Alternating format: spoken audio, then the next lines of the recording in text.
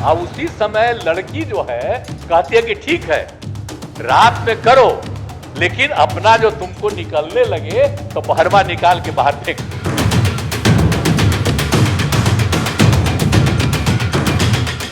72 साल की उम्र पूरी कर चुके बिहार के मुख्यमंत्री नीतीश कुमार का सियासी करियर भी बहुत लंबा रहा है। कभी वो अटल सरकार में मंत्री रहे तो बीजेपी और आरजेडी की मदद से बिहार के मुख्यमंत्री बनते रहे। राजनीति में पलटू राम के नाम से मशहूर नीतीश कुमार फिलहाल लालू की पार्टी के साथ गठबंधन करके मुख्यमंत्री जैसी बड़ी जिम्मेदारी वाली कुर्सी पर बैठे हैं। लेकिन लगता है इतना लंबा सियासी अनुभव रखने के बावजूद नीतीश कुमार ये बात भूल गए हैं कि मुख्यमंत्री की कुर्सी पर बैठने के बाद सदन में भी बड़ी ही जिम्मेदारी के साथ बोलना पड़ता है।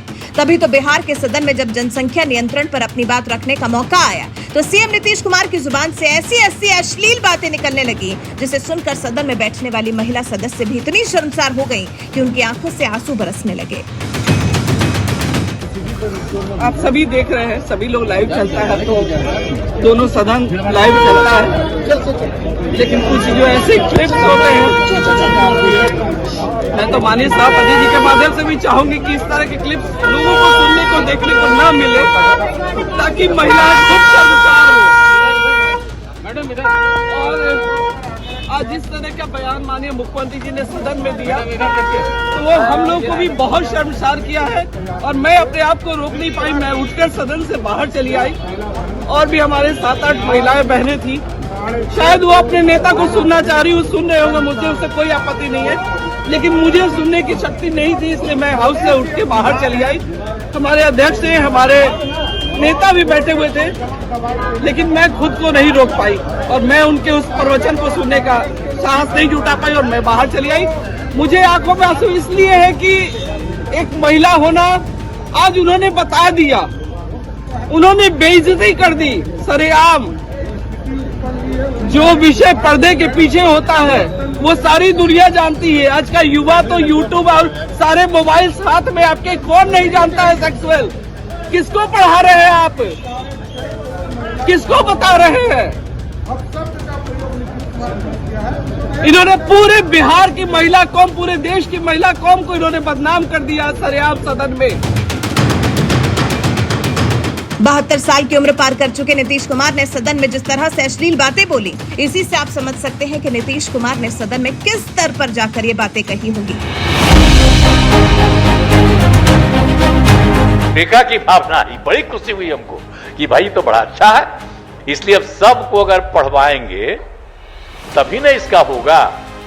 अगर लड़की पढ़ जाएगी तो जानते हैं लड़का और लड़की का जो होता है शादी, तो लड़कवा तो रोज लड़कियां के साथ रतवा में सुतवे न करता है, तो रतवा में सुतता है तो उसी में रहता है पनिया भी, इसमें भी। अब उसी समय लड़की जो है कहती है कि ठीक है रात में करो, लेकिन अपना जो तुमको निकलने लगे तो बहरवा निकाल के बाहर फेंक दो। अरे सुनिए, तो यही करके सुना, लड़की सब अब सबको समझा रही है, जरा जान लीजिए, लड़की सबको समझाती है कि अपने पति को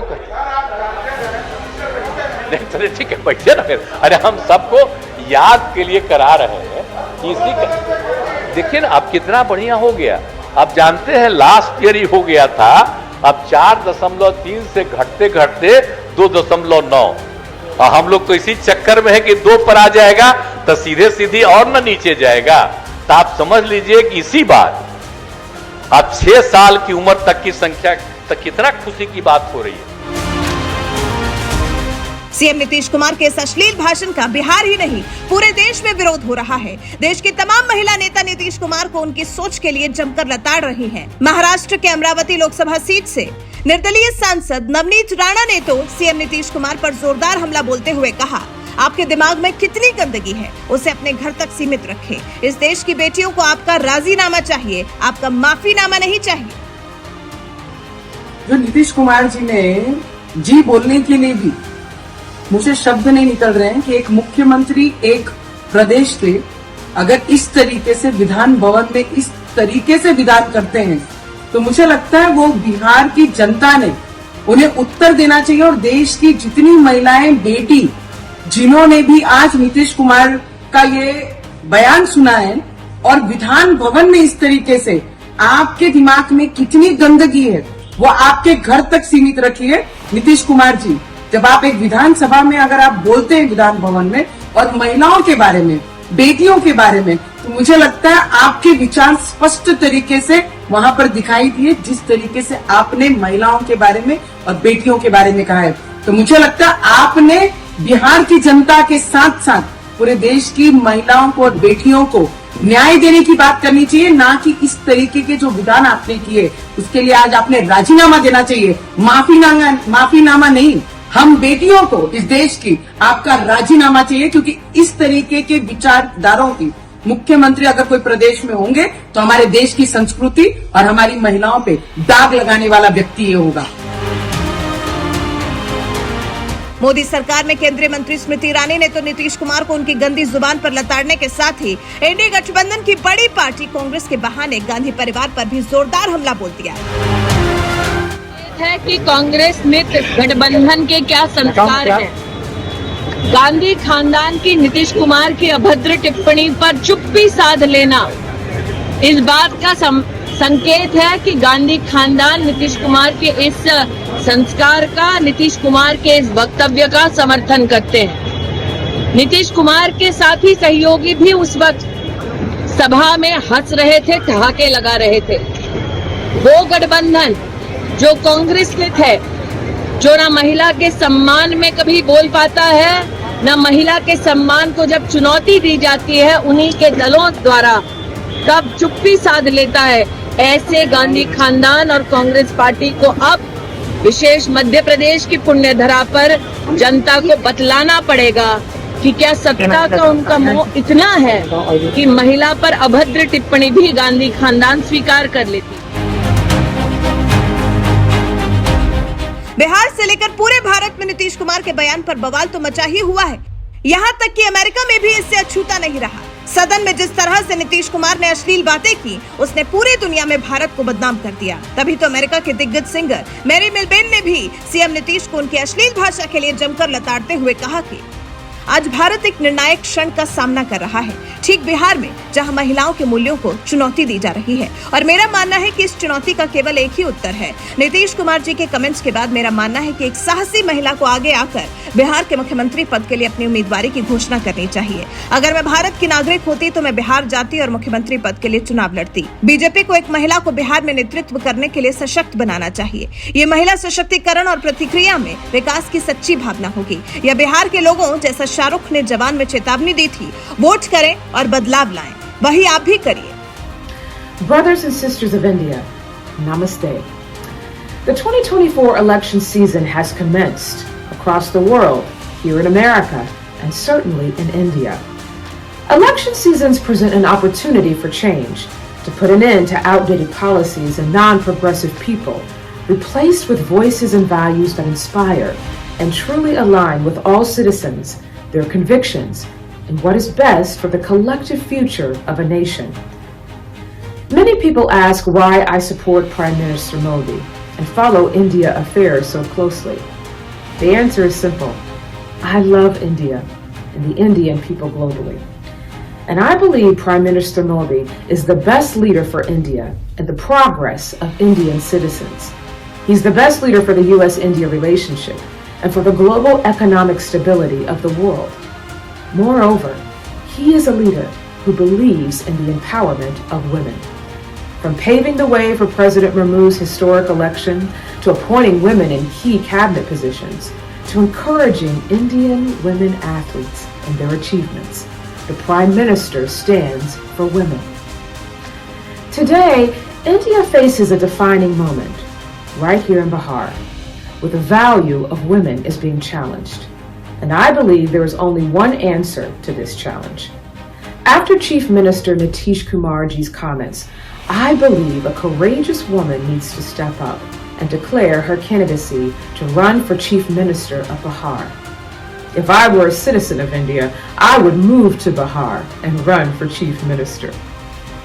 In the Holy Scriptures, Queen Esther was admonished to boldly approach her husband, the king, to save her Jewish people. It was Mordecai who challenged Esther to see her place as queen, her place and time in the kingdom as a defining moment to save her Jewish people. Mordecai said to Esther, "Who knows but that you, Esther, have come to the kingdom, made queen for such a time as this."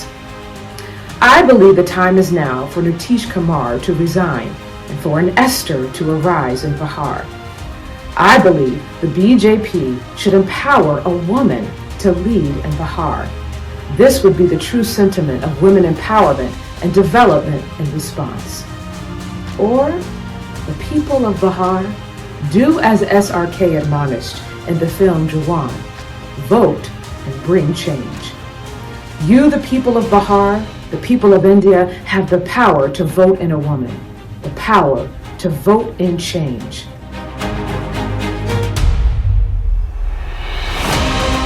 Delhi BJP के महिला नेता वैशाली पोद्दार ने तो CM Nitish Kumar के खिलाफ अभियान छेड़ दिया है। गली मोहल्ले में जाकर लोगों को बता रही हैं कि बिहार के मुख्यमंत्री की कुर्सी पर बैठने वाले नीतीश कुमार सदन में कितनी अश्लील बातें बोलते हैं। नीतीश कुमार के उस अभद्र बयान पर आपका खून जरूर खोलना चाहिए।